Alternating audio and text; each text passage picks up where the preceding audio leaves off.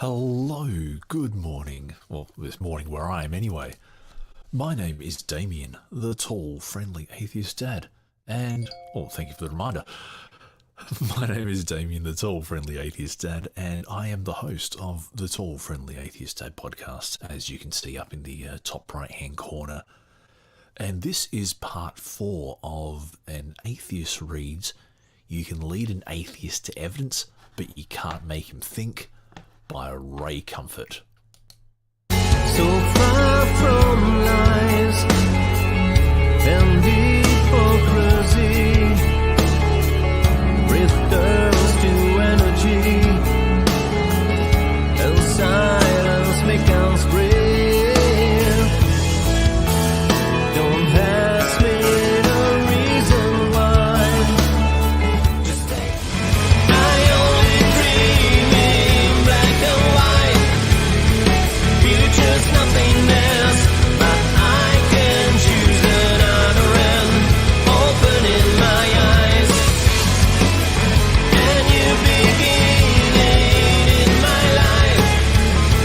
Without emptiness to feel, I am sure of myself. No mercy until the end.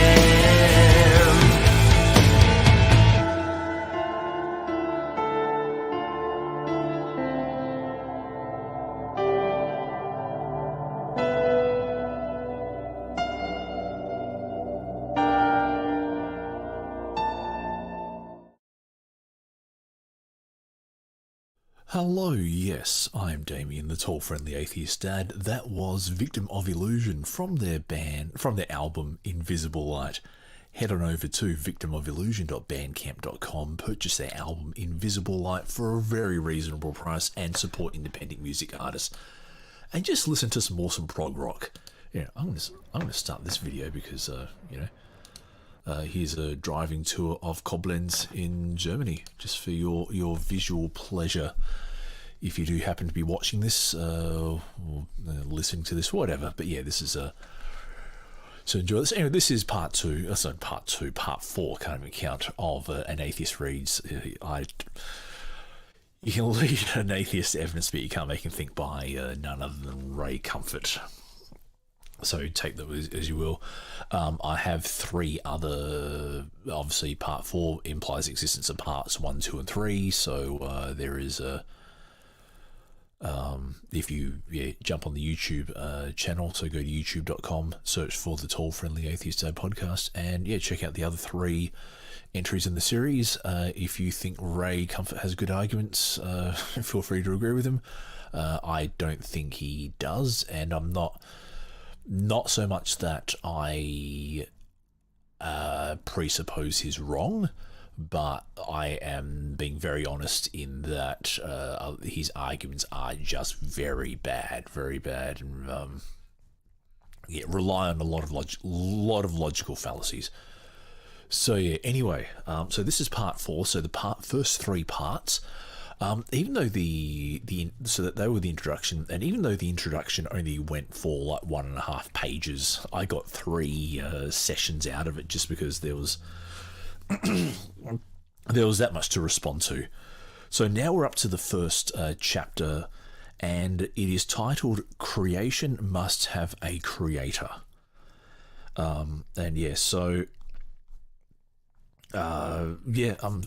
Yes. You probably, I know what you're thinking already. But anyway, so I will. So what I'll do is I'll read a paragraph or so, and I'll then let you know what I think. And as I let you know what I think, I will be playing music from Victim of Illusion, from the album Invisible Light, available at Bandcamp. Victimofillusion.bandcamp.com. Anyway, so with 3, 2, 1. Creation must have a creator. It would be very difficult to explain why the universe should have begun in just this way, except as the act of a God who intended to create beings like us. Stephen Hawking. Atheists' beliefs vary as much as atheists themselves. Still, atheists hold a fundamental belief that unifies them. An atheist believes that there is no God and that man came into being without any intelligent design. If there was no designer, then an atheist owes his existence to random chance, over millions or billions of years, of course. While some believers in evolution deny that evolution is a random process, if it is not unplanned, then it's planned. And if it is planned, then there is someone doing the planning. Let's be a fly on the wall as man evolves as an unplanned being. We will give him a generic name just to make it easier for us to refer to him. Let's call him Adam.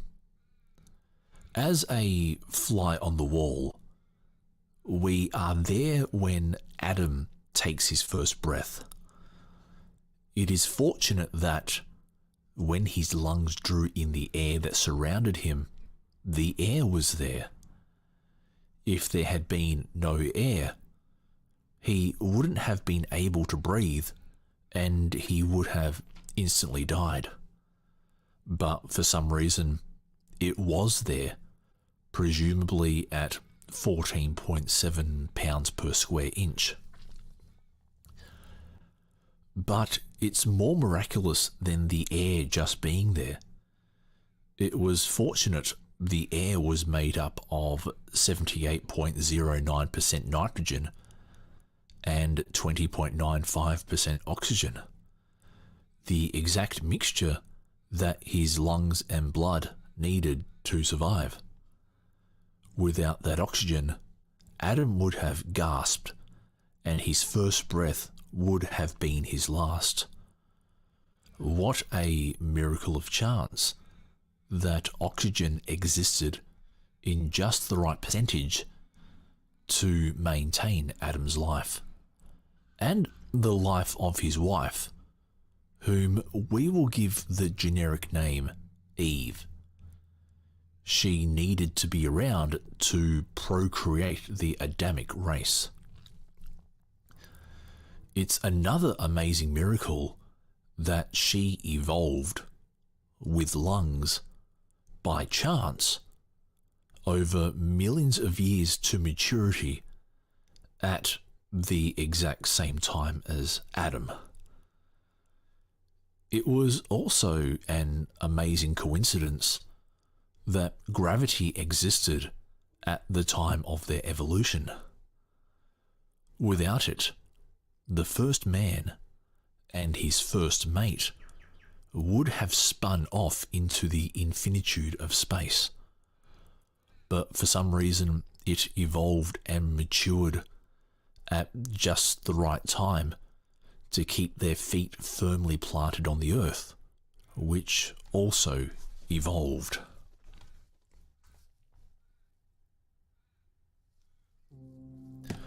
Alright, so I'm going to...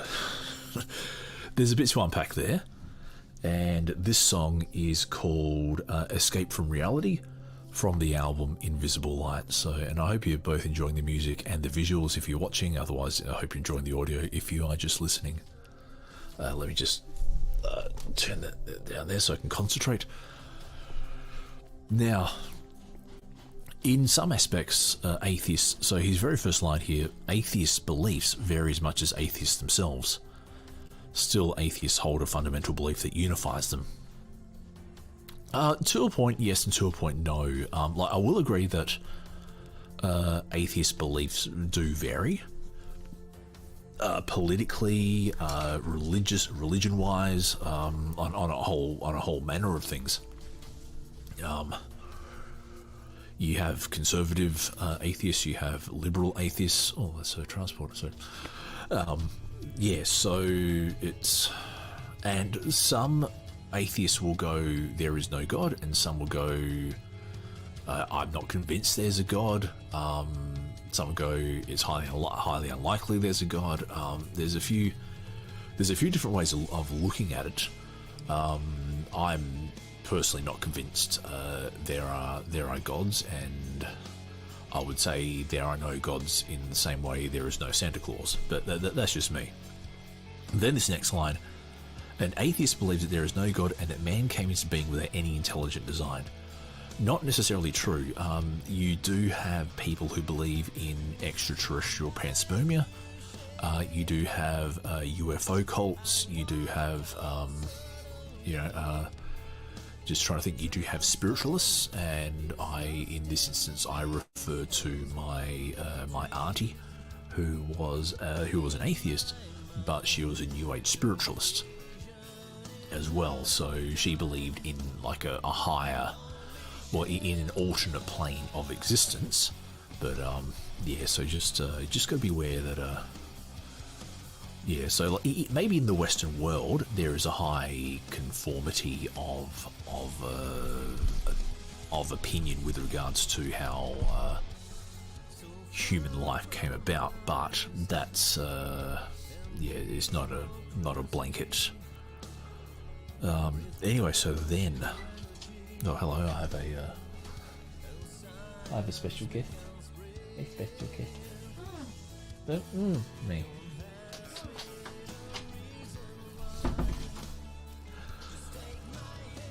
Yes, that was my wife picking up her tablet.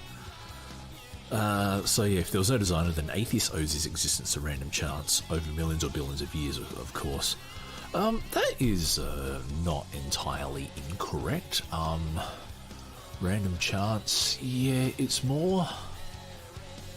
However, the problem is with the random chance is that you're always bound by certain conditions. So it's not so much as in anything could happen. It's just more that what we see is the result of processes that have happened as the result of certain boundary within the confines of boundary conditions. Yeah. So for example, just trying to think about how to put it. Like it's not like. So I'm just trying to think of a really weird example. So it's not like a caterpillar became a human, and it's not like someone suddenly grew 3 heads, and it's not like pterodactyls came in from outer space, or it's not like this new life form just suddenly, like alien blobs have just come on the Earth or something. You know, there is a whatever happens within the realms of, or within the confines of the laws of nature. So, yeah, so random, maybe, but it's more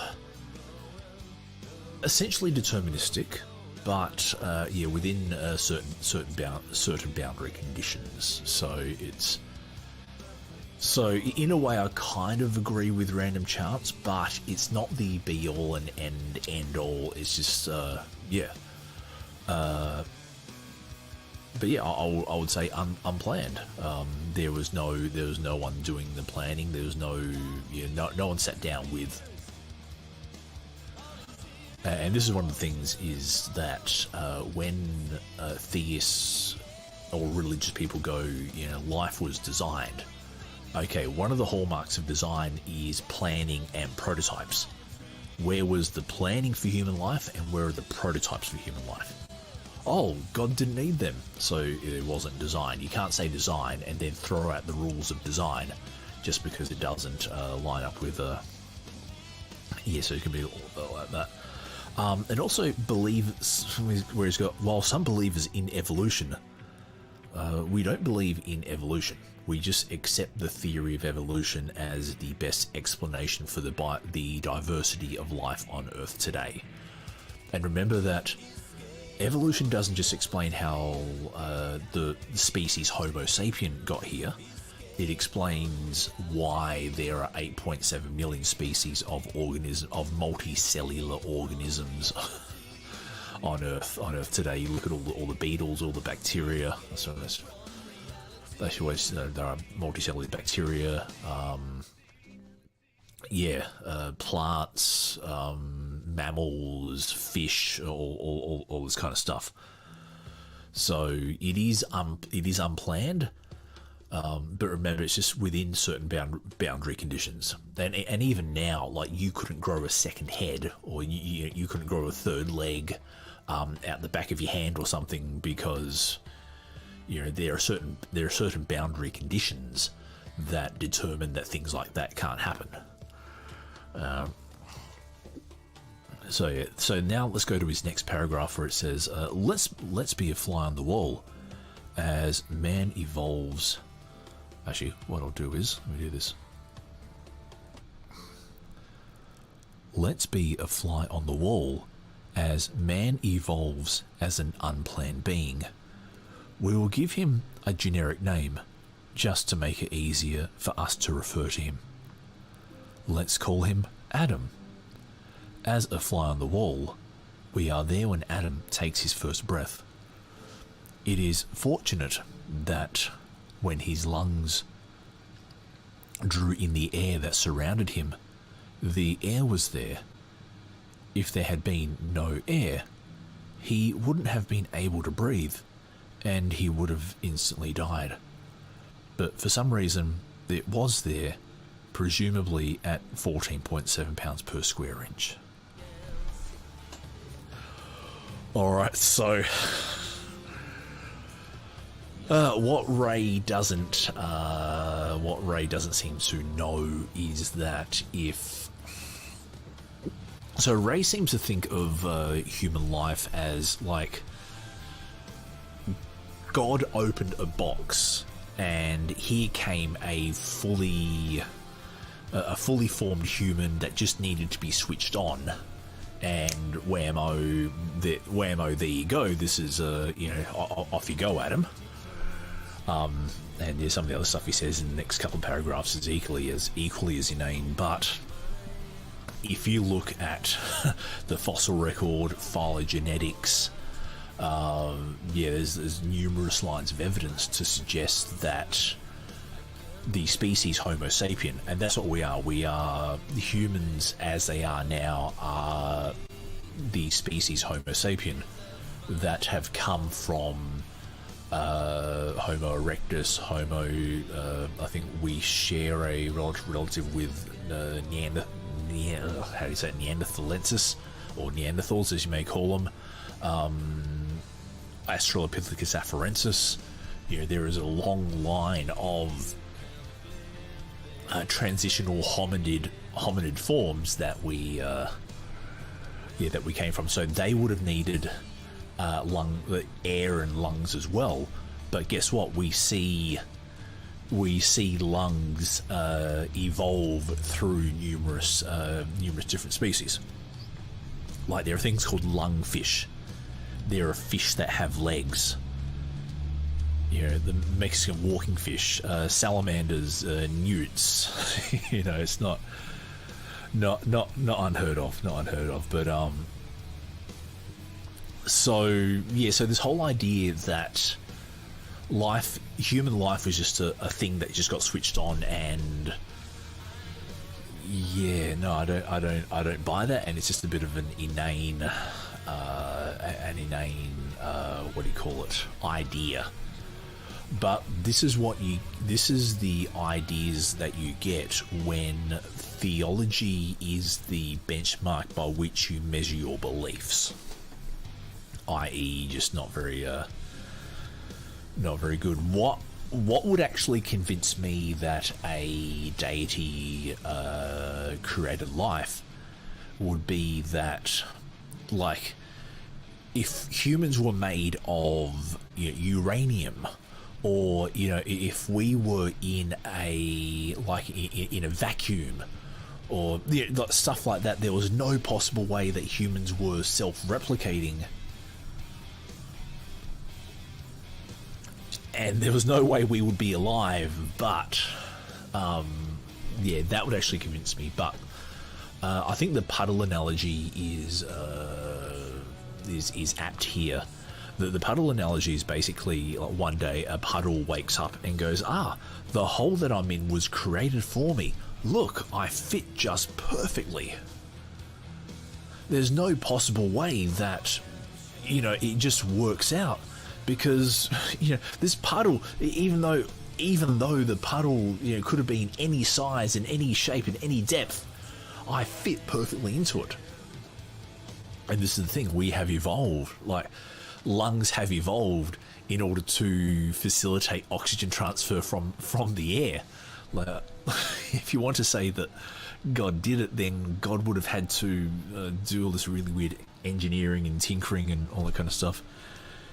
Anyway, I'll continue on to the next part. So 3, 2, 1. But it's more miraculous than the air just being there. It was fortunate. The air was made up of 78.09% nitrogen and 20.95% oxygen, the exact mixture that his lungs and blood needed to survive. Without that oxygen, Adam would have gasped, and his first breath would have been his last. What a miracle of chance that oxygen existed in just the right percentage to maintain Adam's life, and the life of his wife, whom we will give the generic name Eve. She needed to be around to procreate the Adamic race. It's another amazing miracle that she evolved, with lungs, by chance over millions of years, to maturity, at the same time as Adam.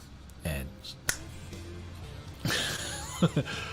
oh, Ray, if you think that Eve evolved separately as well, no. Ray Comfort may not be familiar with the term called sexual dimorphism. Sexual dimorphism is very common in mammals and in most species as well, where the two sexes have certain characteristics. And so if Ray thinks that a male line of humans evolved alongside a female line of humans, oh boy, this is very, very bad the theology. But again, this is what you get when the Bible is the stand by which you run your knowledge past. it's oh boy, no. I think Ray Comfort has had evolution explained to him, and the fact that he puts out something as bad as this shows that he doesn't know. Well, actually, no, he knows. He just doesn't care.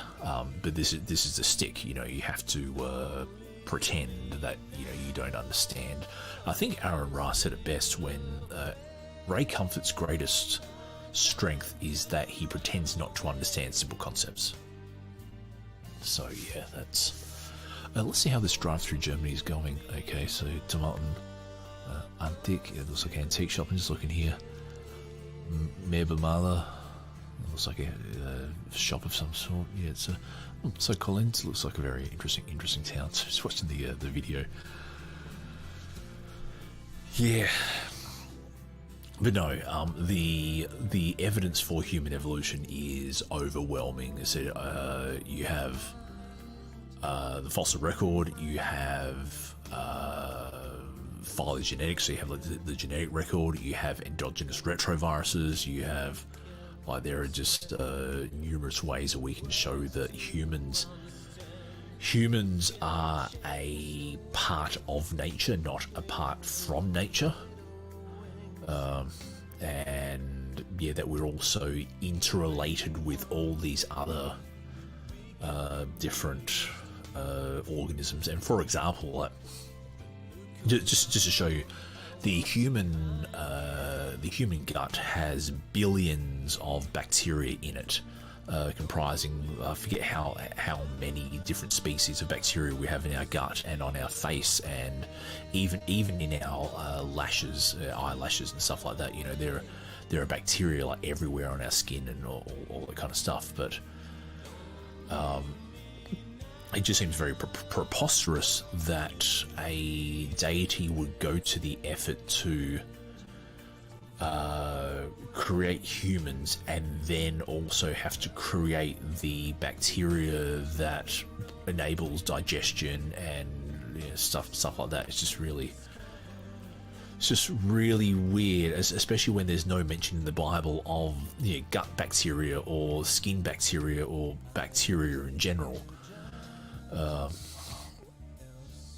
it's just, I think weird doesn't begin to describe it, but anyway. I'll get back to the book in 3, 2, 1. It was also an amazing coincidence that gravity existed at the time of their evolution.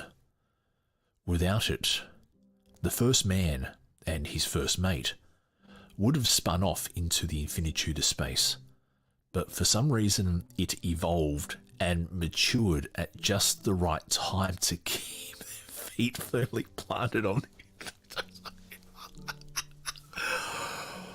oh,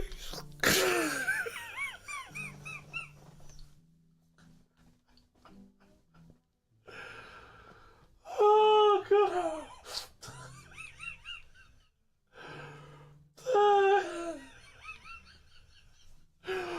Sorry, I can't do this.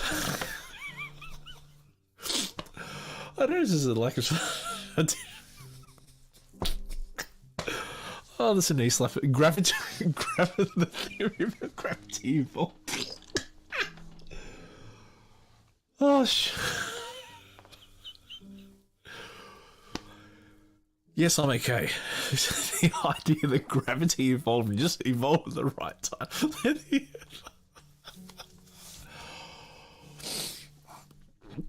Okay, I'll try compose myself now. Actually, I'm going to message one of my friends who. Thank you.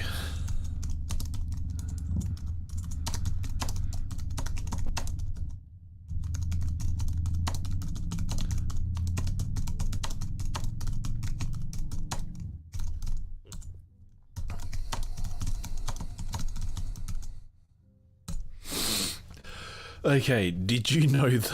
I better put them in. Did you know that according to people who believe in evolution, gravity evolved as well? So I'm going to... boy, oh boy, oh boy, oh boy, oh boy. Oh boy, that's...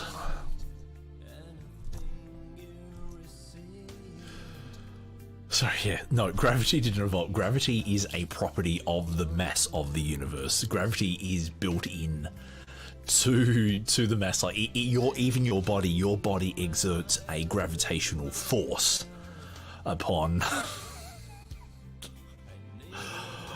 Oh God, Ray, this is, no one says gravity evolved. Though you are right that the Earth evolved. The Earth has gone through many different stages. This is why you have, the Ice Age and the, Ice Age 1, Ice Age 2, Bronze Age, and the Mesozoic period, the Cretaceous, all these different cycles within the, within the history of the Earth, and things that we can actually prove these happened. We cannot prove that the Earth and the universe was created spontaneously by magic words. But no, and actually, funnily enough, it's because of gravity that has enabled life to exist. But having said that, amino acids have been found on comets, and this is one reason why I don't believe that life was created by a deity. Is because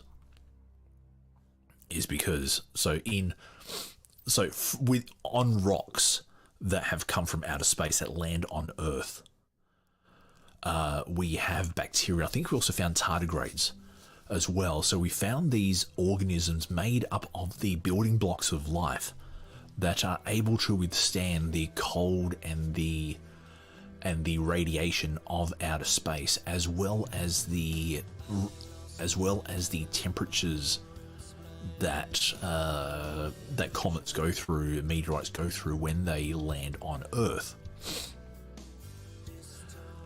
And so either a life-giving deity is splashing out amino acids willy-nilly, or it proves that the building blocks of life can form in extreme conditions without us being aware of it. So gravity evolved at just the right time. Oh boy. Oh boy, oh boy, oh boy. Anyway, I'm going to let me just put a bookmark in that. Oh, Ray, this is hilarious. But anyway, I'm going to end the reading there, and in the next installment of this, I will get to actually the next couple of installments. Yeah, so he's got a couple more paragraphs, and then I'll get to the next part as well, where he actually responds to atheist questions, which is basically the whole premise of the book, is that atheists write him questions and he responds to them.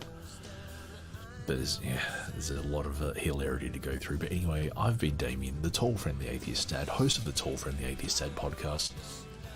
Find the podcast on anchor.fm/TFA Dad, or on Google or Apple Podcasts, www.tallfriendlyatheistdad.com. Find me on Twitter, twitter.com/TFADpod, and Facebook, TFADpod. Till next time, look after yourselves, stay safe. See ya. Bye. I am sure